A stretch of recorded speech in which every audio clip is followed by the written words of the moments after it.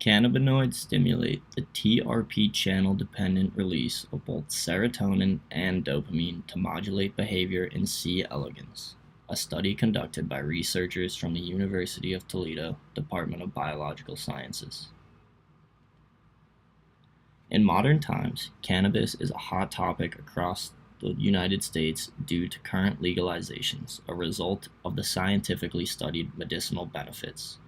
In humans, phytocannabinoids and the endogenous cannabinoids have been found to activate a CB signaling pathway which is initiated by two main receptors, CB1 and CB2.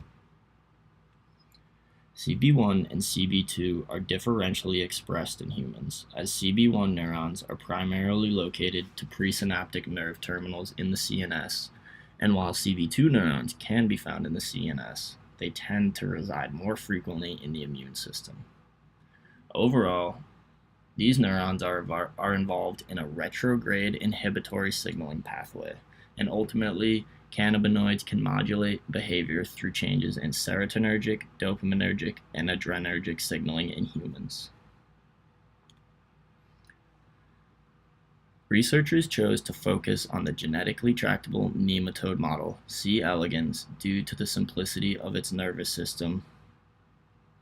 The goal of this study was to characterize effects of cannabinoids on specific neurotransmitters involved in cannabinoid signaling pathways, specifically using 2-AG-dependent regulation of serotonergic and dopaminergic cells, ultimately to examine NPR19 independent CB signaling in nematode models. Data collection methods. Octanol avoidance assays were used to induce an aversive locomotor response in the worms. First, the blunt end of a paintbrush hair was dipped into 1 octanol solution and then placed in front of a forward-moving worm. The time it took to initiate aversive movement was recorded, and during the assays, animals were first placed into an intermediate plate for 30 seconds to remove any residual bacteria, and subsequently placed into a 10 micromolar solution of 2-APB and tested after 10 minutes of incubation.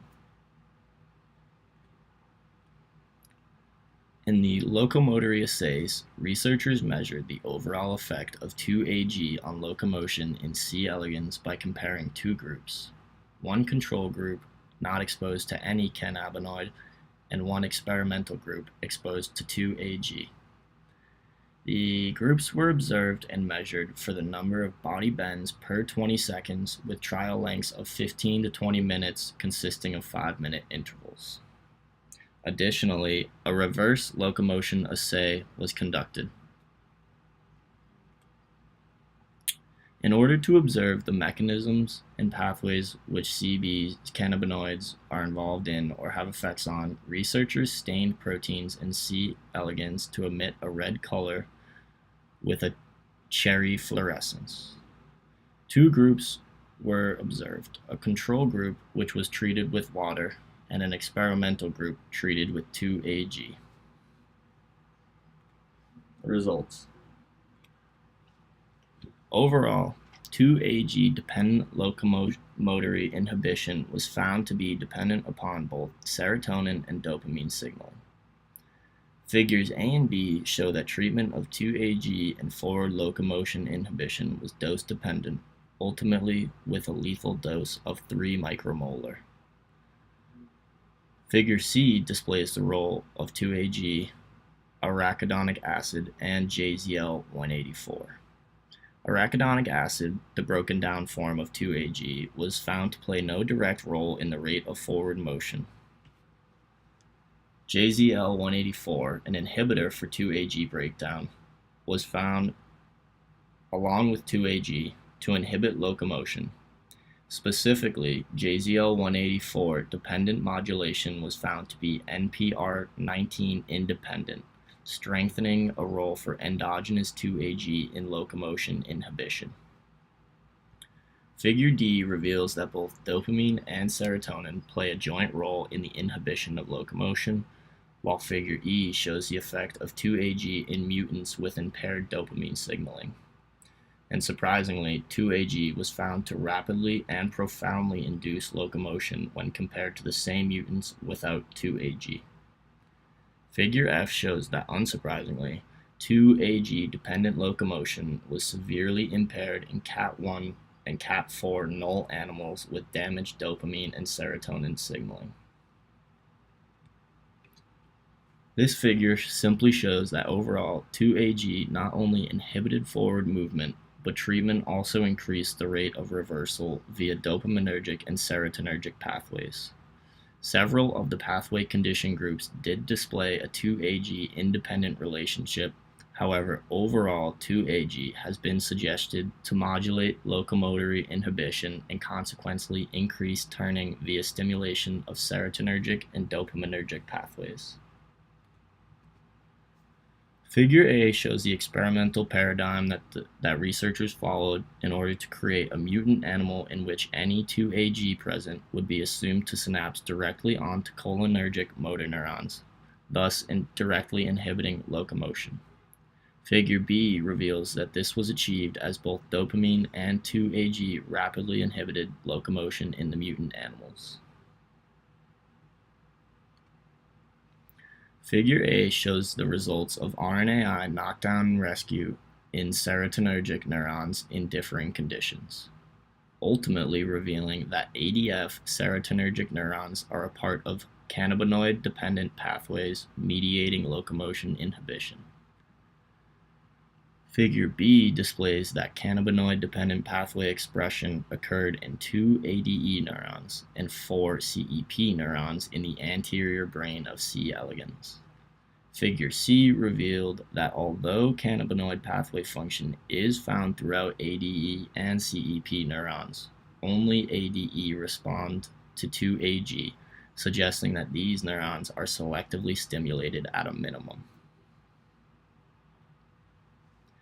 Figure A displays the result of 2-AG dependent locomotion inhibition screening in multiple mutant groups, ultimately revealing many 2-AG dependent resistant TRP mutants. Importantly, TRP4 channels, which are found in many sensory neurons. Figures B and C, simply put, reveal that TRP4 channels functioned in the dopaminergic neurons to stimulate dopamine release, and similarly, another channel, OSM9, was revealed to function directly in serotonergic neurons. Figure A above shows that 2-APB inhibited aversion to the 1-octanol stimuli, while Figure B reveals that 2-APB had no effect on locomotion in wild-type animals.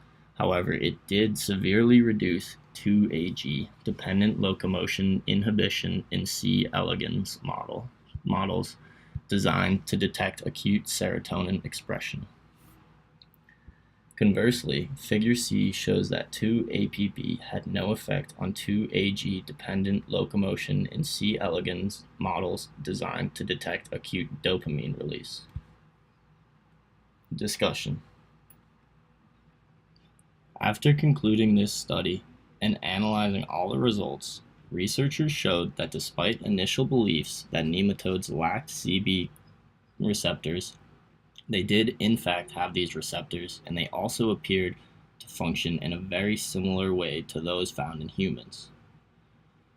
Cannabinoids were found to act on NPR19 receptors in nematodes in order to directly impact the release of dopamine and serotonin in order to inhibit forward locomotion. Overall, these findings reveal the promise of examining cannabinoid effects in a C. elegans model, and more cannabinoids should be studied, such as CBD, in order to determine a basis for medicinal benefits in nematodes before subjecting human subjects. One possible problem that could occur from studying nematodes is the simplicity of their nervous system. The human nervous system is vastly complex versus the nematode system, which consists of only 302 neurons. So it is reasonable to assume that CB signaling in nematodes does not directly resemble CB signaling in humans. Reference.